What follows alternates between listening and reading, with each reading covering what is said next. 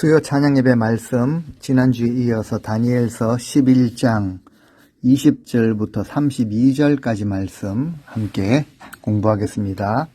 다니엘서 11장 20절부터 32절까지 말씀 찾아서 먼저 읽으시고 종말이 이르리니 첫 번째 시간 함께 공부하도록 하겠습니다.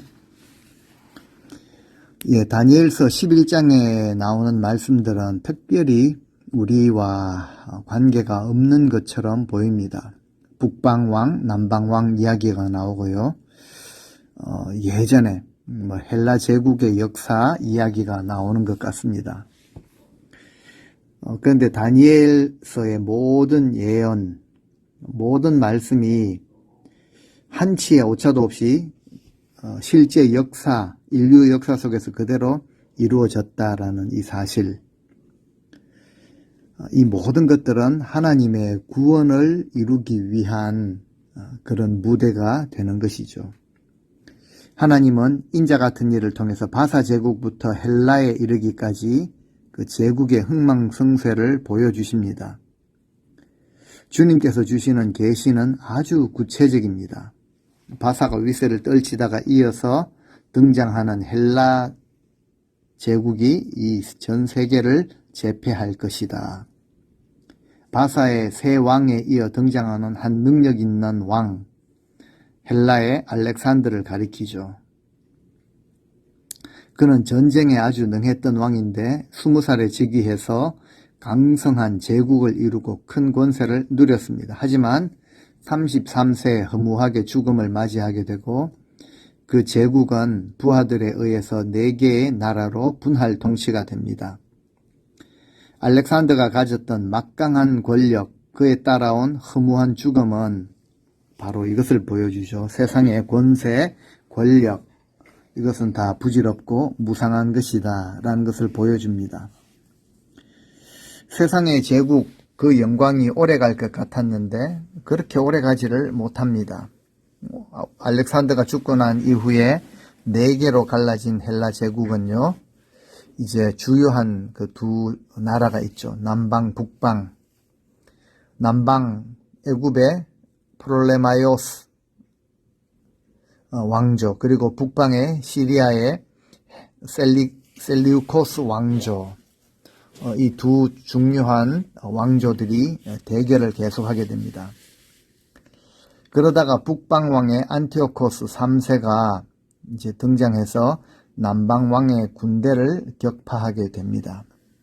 지난주 10절의 말씀, 그러나 그의 아들들이 전쟁을 준비하고 심히 많은 군대를 모아서 물이 넘침같이 나아올 것이며 그가 또 와서 남방왕의 견고한 성까지 칠 것이요. 그 와중에 하나님의 백성 이스라엘 가운데서도 북방왕에게 붙어서 자신의 그 안일함과 목표를 이루고자 했었죠. 하지만 그들의 그 도모했던 일 역시 실패로 돌아가게 됩니다. 14절에 보시면, 지난주 말씀 14절에 그때 여러 사람이 일어나서 남방왕을 칠 것이요 네 백성 중에서도 포악한 자가 스스로 높아져서 환상을 이루려 할 것이나 그들이 도리어 걸려 넘어지리라. 시리아와 애굽 사이에 낀 이스라엘 백성들이 고통과 환란을 겪게 된 이유를 발견하게 됩니다. 북방 세력과 남방 세력 중 어디에 줄을 설 것인가, 이런 것 가지고 고민하다가 오히려 낭패를 당하고 곤욕을 치르게 됩니다. 그래서 예레미야나 이사야 등 많은 선지자들이 그 백성들을 향해서 제발 무너지는 왕국에 줄 좀 서지 마라, 그 이야기를 했던 것이죠.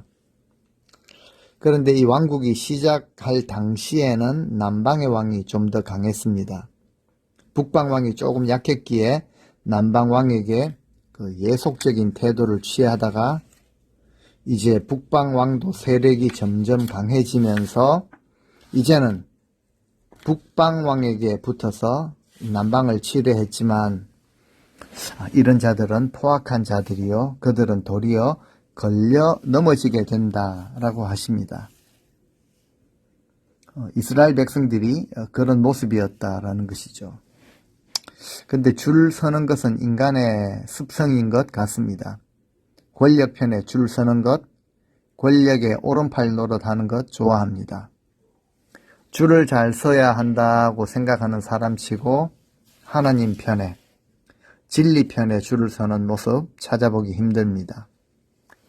그런데요, 하나님 편에 줄 서시면 확실합니다.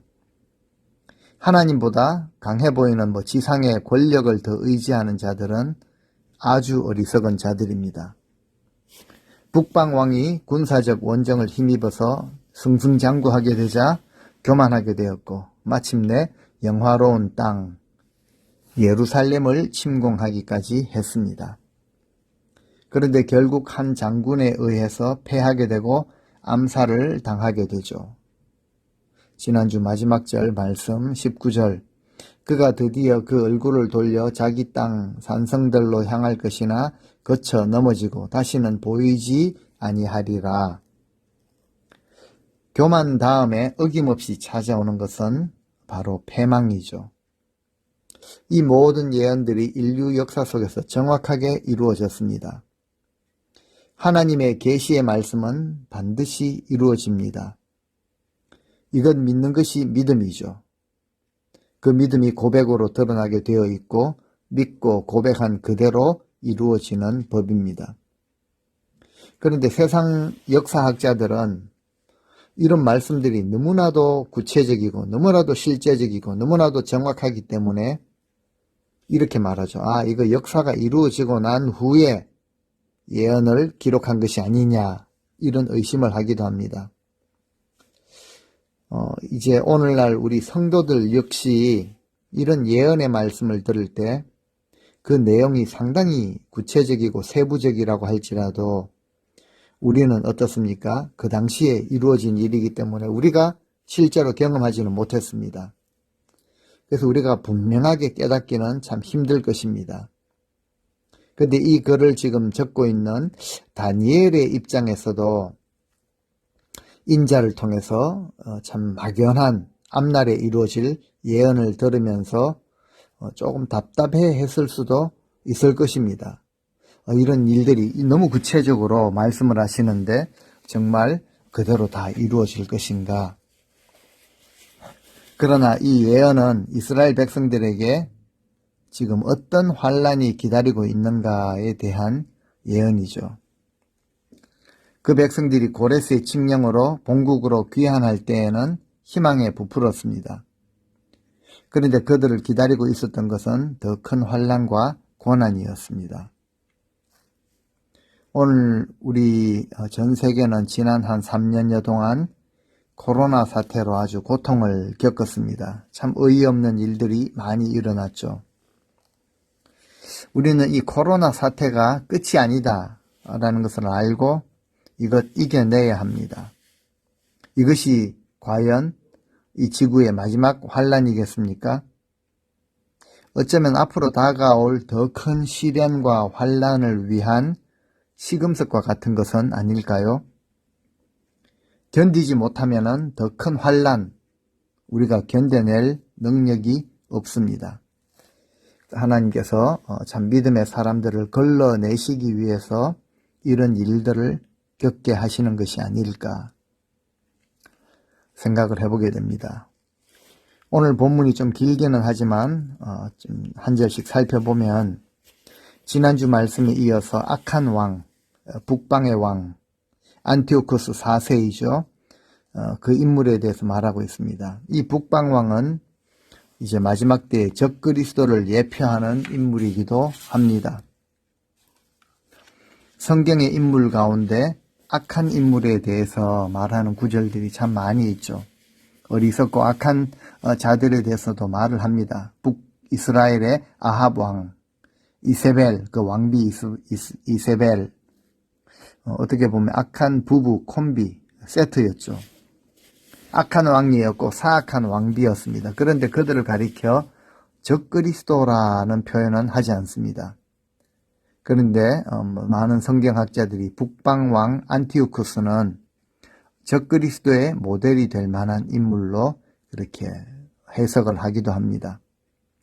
지난주 말씀에 이 안티쿠스가 남방왕을 치려고 애굽에 내려갔다가 로마 군대에 의해서 완전히 참패를 당했을 때 그가 소유하고 있었던 모든 것을 포기하도록 강요를 당하게 됩니다.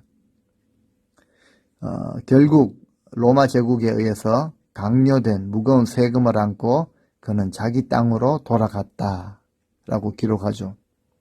로마의 가이사에 의해서 부과된 그 엄청난 세금을 지불할 방도가 없었습니다. 그렇게 엄청난 세금을 끌어안고 돌아오게 되자 부하들이 격분하게 되고 그를 넘어뜨려 죽였습니다. 그래서 그는 말씀 그대로 넘어졌고 더 이상 보이지 않게 된 것이죠. 이제 그 말씀에 이어서 오늘 20절 말씀, 그 왕위를 이을 자가 압제자를 그 나라의 아름다운 곳으로 두루 다니게 할 것이나 그는 분노함이나 싸움이 없이 몇 날이 못되어 망할 것이요. 예, 그 다음에 이제 후계자 한 사람이 일어났죠. 안티오쿠스 4세입니다. 그런데 그 인물 역시 압제자였습니다. 이 세금을 올리는 사람, 곧 토색하는 자였죠. 그는 강력한 독재자였고 많은 백성들로부터 수많은 돈을 강제로 징수하였습니다. 그리고 그가 그 일로 인해서 그의 친구들을 잃게 되었을 때 그는 돈보다 더 좋은 친구는 없다라고 말하기까지 했죠. 더욱이 예루살렘 성전까지 약탈하려고 했습니다. 그런데 그는 몇 날이 못되어 분노함이나 싸움이 없이 망할 것이다 라고 하십니다. 즉 그는 그의 부하에 의해서 독살당하게 되죠. 그때까지 12년을 통치하였지만 아무것도 기억될 만한 일을 하지를 못했던 것입니다. 무엇을 발견하게 됩니까? 하나님은 하나님의 섭리를 통해서 원하시는 대로 한 사람은 세우시고 또 다른 한 사람은 넘어뜨리시기도 합니다. 낮은 자를 들어서시기도 하고 또 대단히 높은 곳에 있는 사람들을 낮추시기도 하십니다. 21절 말씀인데요. 또 그의 왕위를 이을 자는 한 비천한 사람이라 나라의 영광을 그에게 주지 아니할 것이나 그가 평안한 때를 타서 속임수로 그 나라를 얻을 것이며 또 북방의 왕위를 이을 자를 한 비천한 사람이라고 하고 있습니다. 그 성격이 비천한 사람이라는 것이죠. 그는 자신을 에피파네스, 즉 신과 같은 그런 존재, 훌륭한 자라는 뜻으로 불리기를 원했지만 그 성격은 그 이름과는 완전 반대였습니다. 그래서 백성들은 그를 향해서 이상하고 우스꽝스러운 미치광이 같은 사람으로, 무례하고 거친 사람으로, 비열하고 음흉한 옹졸한 사람으로 그렇게 표현을 했던 것이죠. 또 그는 이상한 변덕을 가지고 있었기 때문에 사람들은 그를 바보라고 여겼고 미친 사람으로 여기기도 했습니다. 그래서 에피파네스라는 이름과 비슷한 에피마네스, 즉 미친 사람으로 백성들이 그를 불렀던 것이죠. 이런 그 사람이 북방의 왕위를 계승하게 되는데요. 간계를 써서 속임수로 나라를 얻게 됩니다. 거짓과 속임수, 사탄 마귀의 방법이죠. 그리고 이 땅을 살아가는 불의한 자들이 추구하는 삶의 방식이 바로 거짓과 속임수입니다. 바로 적그리스도의 예표라고 할 수도 있죠. 이 북방왕 안티오코스 4세가 대표적으로 그런 인물이었습니다. 셀레우코스 왕조의 마지막 왕이었고 정치적으로는 큰 권세를 떨친 인물이었지만 권모술수로 나라를 얻었고 계략에 능통했고 전쟁을 통해서 많은 부를 얻었지만 그래서 사람들의 눈에는 성공한 인물처럼 보였고 하지만 안타깝게도 유다 백성 중에서도 그의 편에 선 자들도 있었습니다. 하지만 그 사람에 대한 하나님의 평가는 달랐습니다. 그는 비천한 사람이요, 비열한 사람이요, 속임수에 능한 자일 뿐이다. 그래서 그를 향한 하나님의 심판이 22절에 나타납니다.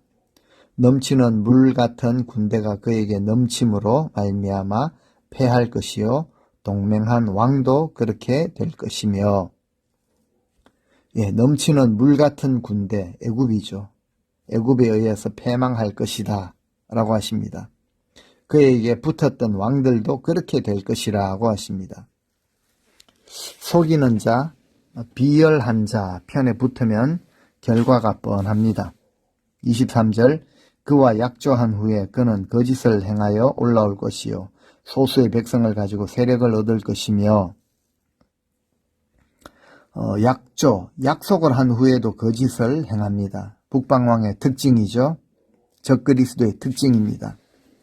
심지어 좌우를 분별하지 못하는 하나님의 백성들 중에서도 이 북방왕의 번영, 승리, 성공에 현혹되어 거기 붙었다가 큰 낭패를 당하게 된 것입니다. 24절, 그가 평안한 때에 그 지방의 가장 기름진 곳에 들어와서 그의 조상들과 조상들의 조상이 행하지 못한 것을 행할 것이요 그는 노력하고 탈취한 재물을 무리에게 흩어주며 계략을 세워 얼마 동안 산성들을 칠 것인데 때가 이르기까지 그러하리라. 때가 이르기까지라고 표현하고 있죠. 결국 하나님께서 세상의 모든 역사를 주권적으로 이끌고 계시다라는 것이죠. 하나님의 때를 따라 이끌어 가십니다. 하나님 중심으로 살아가는 자들, 신본주의로 살아가는 자들은 하나님의 때를 믿고 순종해야 합니다. 거짓은 영원히 번영하지 못하고 분명히 성공하지 못합니다. 반드시 허무하게 되어 있고 무너지게 되어 있고 파멸할 것입니다. 거짓은 끝이 있고 그 마지막은 파멸이라는 것이죠. 그래서 우리는 반드시 진리의 길을 따라야 합니다. 진리의 영, 성령을 따라야 하는 것이죠. 사탄은요, 거짓의 영입니다. 그런데 진리의 길은 우리 눈에 그렇게 매력적으로 또 쉽게 갈 수 있는 길이 아닙니다. 하지만 그 길이 좀 힘들게 보여도 우리에게요, 평안을 가져다 줍니다. 그리고 마지막에는 큰 상급을 가져다 줍니다. 거짓은 어떻습니까? 우리에게 늘 불안해하는, 뭔가 더 힘이 있고 더 나를 지켜줄 것 같은 것에 줄을 서야 하고 붙어야 하는 이런 두려움, 그리고 그 마지막에도 파멸을 안겨다 줍니다. 거짓과 두려움을 이기기 위해서는 우리는 항상 진리 앞에 깨어 있어야 합니다. 하나님의 말씀을 가까이 하면 사탄이 가져다 주는 거짓, 그 분열, 혼돈의 그 영을 쉽게 분별할 수 있게 됩니다. 25절 말씀, 그가 그의 힘을 떨치며 용기를 다하여 큰 군대를 거느리고 남방왕을 칠 것이요 남방왕도 힘이 크고 강한 군대를 거느리고 맞아 싸울 것이나 능히 당하지 못하리니 이는 그들이 계략을 세워 그를 침이니라. 북방왕 안티오코스가 애굽의 왕을 대적하여서 이 힘을 다해 용맹을 떨칠 것이라 합니다. 그래서 곧 애굽왕은 그를 대적하기 위해서 힘이 크고 강한 군대를 이끌고 올 것이다. 그런데 애굽왕 톨레미가 그렇게 강한 군대를 가졌음에도 불구하고 안티오쿠스 앞에 설 수 없을 것입니다. 북방왕 안티오쿠스의 군대가 뒤집고 이길 것이고 애굽의 무수한 군대가 살해당하여 넘어질 것이라고 하십니다. 26절, 그의 음식을 먹는 자들이 그를 멸하리니 그의 군대가 흩어질 것이요 많은 사람이 엎드러져 죽으리라. 북방왕이 계속 승리를 거두게 됩니다. 애굽의 왕이 그 자신의 모사들에게 배반당하리라는 것은 놀랄 일이 아니라는 것이죠. 애굽 왕의 진미를 같이 먹는 사람들, 그의 빵을 같이 먹고 살던 사람들이 안티오쿠스에 의해서 매수를 당하죠. 전략을 미리 알려주게 됩니다.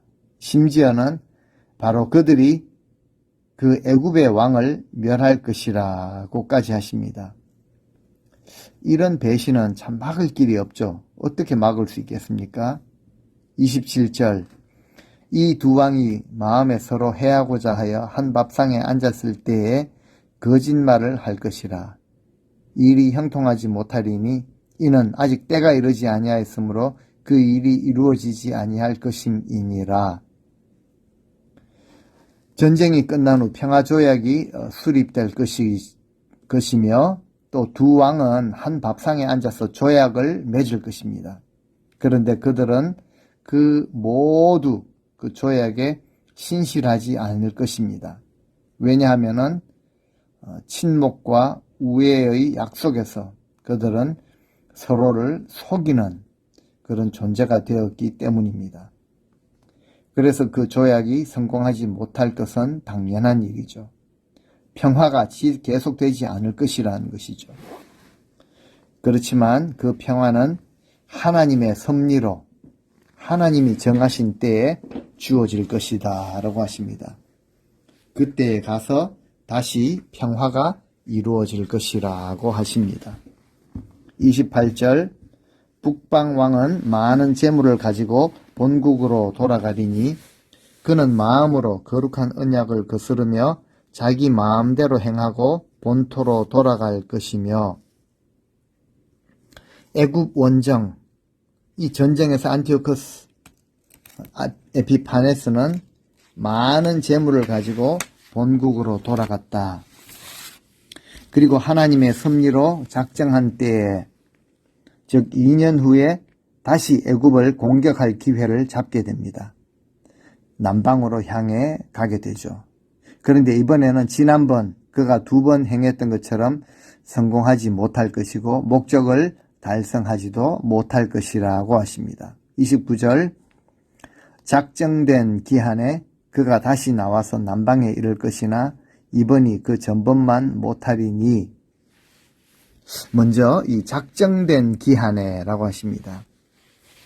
하나님이 이 세상을 경영하실 때에는 하나님의 작정하신 기한이 있다라는 것이죠. 우리 인간이 그저 급할 뿐입니다. 그래서 하나님은 예레미야에게도 말하죠. 내 생각은 너희 생각과 달라서 라고 하십니다. 뒤에 35절에 보면 마지막 때까지 그러니까 하나님이 정하신 그 때가 있다. 45절에도 그의 종말이 이르리니 그렇죠. 이 대적들을 향한 종말이 이르는 때가 있다. 마지막 시간이 이를 것이라고 하십니다. 하나님 그 역사를 이끌고 가시는데요. 하나님의 정한 시간대로 행하십니다. 우리 임의로 하지 않으신다라는 것이죠. 여기서 우리는 하나님의 계획을 그 작정하신 기한에 맞추어 열심히 이루어 가시는 구속의 신실함을 우리가 보게 됩니다. 이것을 분명히 바라보게 될 때 그와 반하여 세상의 약속들은 늘 깨어집니다. 항상 깨어집니다. 그래서 항상 이스라엘은 늘 2개의 파가 공존했습니다. 애굽파도 있었고요. 바벨론 의지하는 파가 항상 공존했죠.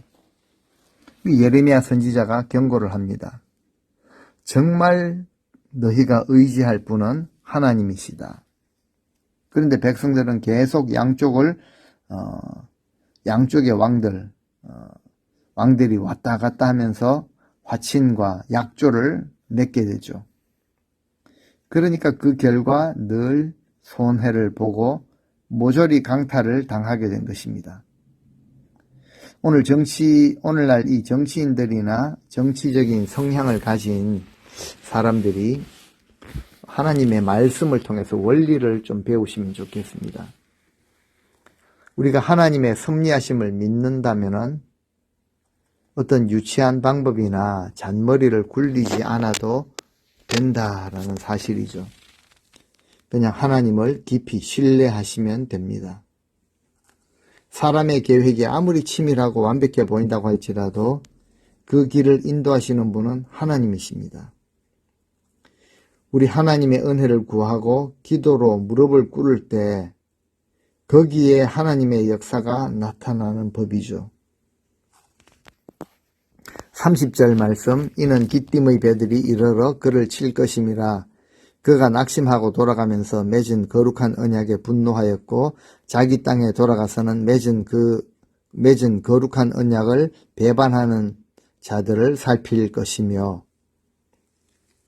유대인들을 향한 그의 분노와 잔인한 계략들, 아마 이 계략들은 예언서 가운데서 가장 자세하게 설명된